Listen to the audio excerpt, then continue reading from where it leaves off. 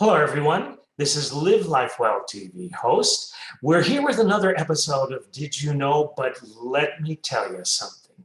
This episode is one that I'm sure many of you who watch regularly here have been waiting for. Yes, I'm sure you're saying, well, it's about time. Why?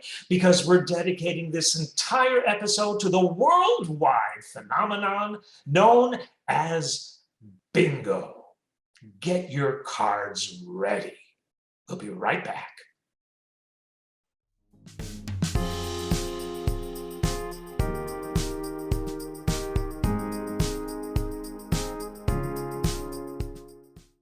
So, before we begin, we'd like to acknowledge not one but two websites, casino.org and the other is thoughtco.com.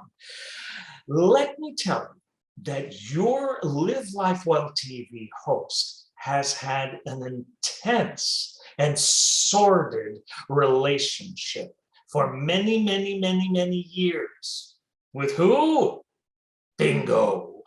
Many of you know that I was a cruise director for close to 10 years. So I got my start in the cruise industry as a socializer. And then when I was promoted to assistant cruise director, bingo came knocking on my door. How so? Because each and every cruise for years, I had to sell bingo cards. And you know, that wasn't fun.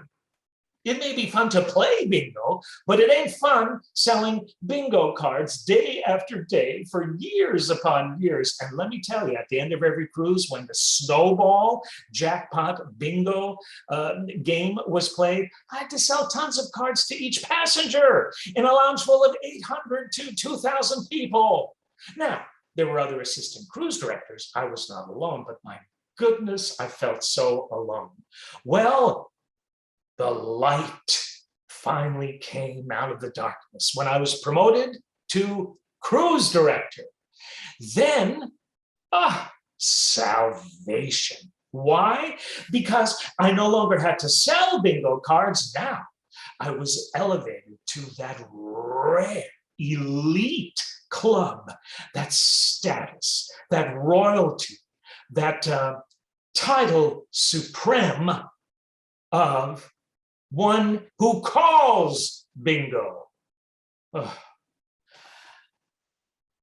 I don't ever want to see another bingo card, and I go into withdrawal when I see a cage full of bingo balls. There should be a 12-step group for bingo card sellers and bingo callers because I desperately need one. If you know of a group like that, please contact me. There was a newspaper article that was written about my years as a cruise director once, and they totaled how many bingo games I probably called during my career. I think it was something like 14,000. So, you know, bingo's wonderful, but I'm sure you can understand my plight. But we're not here to hear about my plight. Who cares about my plight but me? Just wanted to share it with you.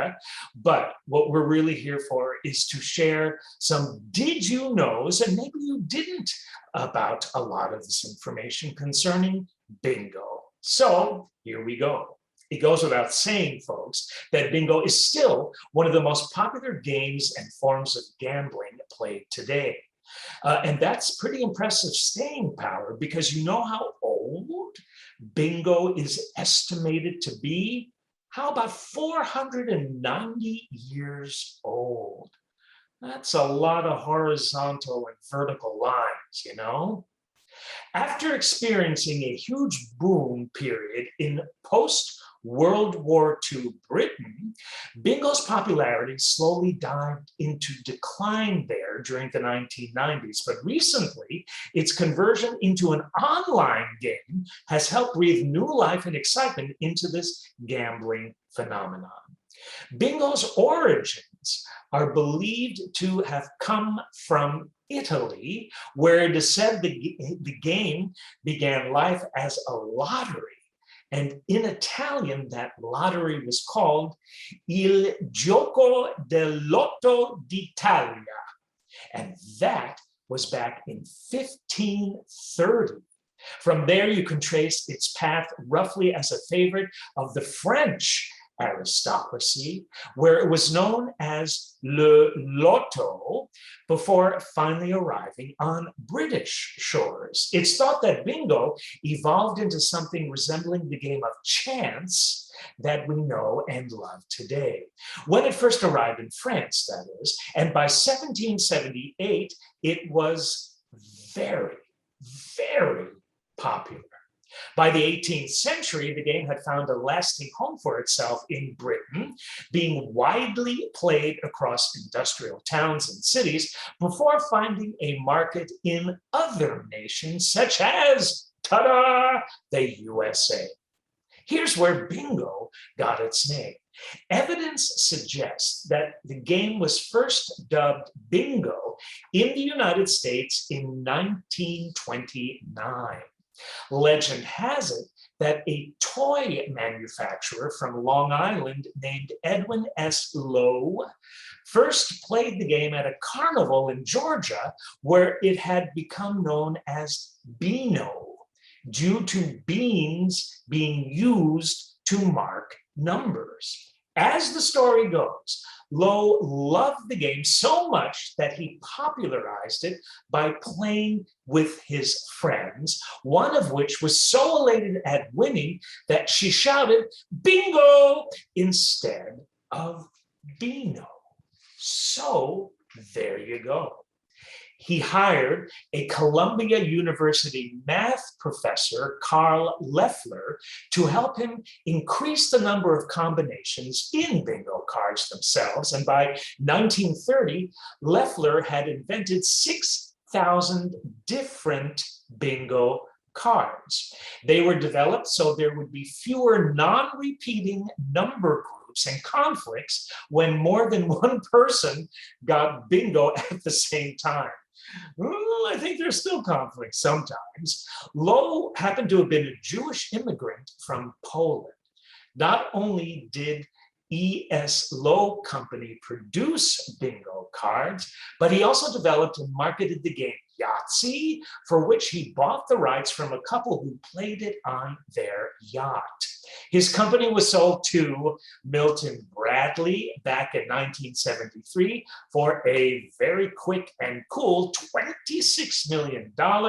Lowe passed in 1986. Let's talk about church bingo because it's very popular there.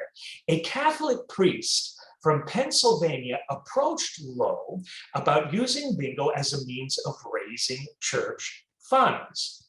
Bingo! When bingo started being played in churches, it became increasingly popular.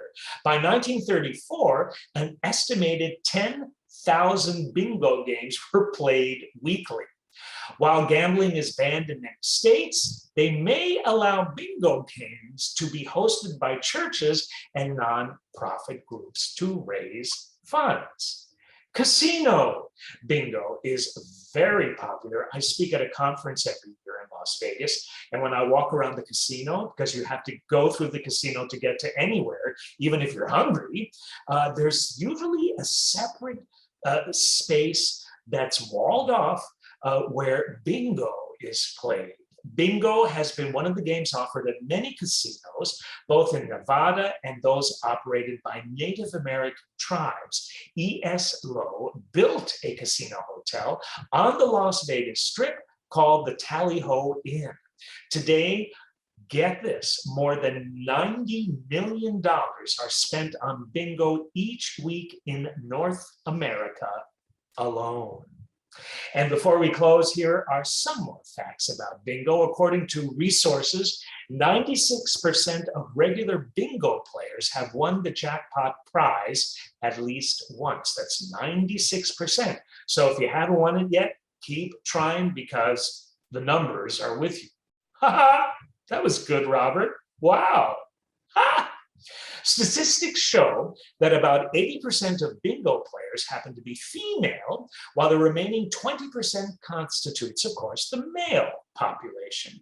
Winning the jackpot ranks 5th in the reasons why players join bingo games. It turned out that the top priority of bingo players after surveys is to find enjoyment. Why? Because bingo's fun. The bingo game, to that end, has also shown significant effects in improving a person's cognitive abilities and has efficiently alleviated stress. Bingo is played by people of all ages. However, a wide spectrum of bingo players these days belongs to ages 35 and below. Who knew? There's something called National Bingo Day that's celebrated every year on June 27th to appreciate bingo, one of the most favorite games in all of the United States. Bingo has different versions in different countries. For example, in the UK and Ireland, the game is played using a printed ticket of 15 numbers on 3 lines. A printed ticket of numbers in a 5x5 grid is, of course, used in the American version of the game. There is a superstition in closing that if a bingo player goes around their chair 3 times, he can, or she can, keep the bad luck away. Who knew? So there you go. I don't know about you, but I'm all bingoed up now. These are really some interesting facts.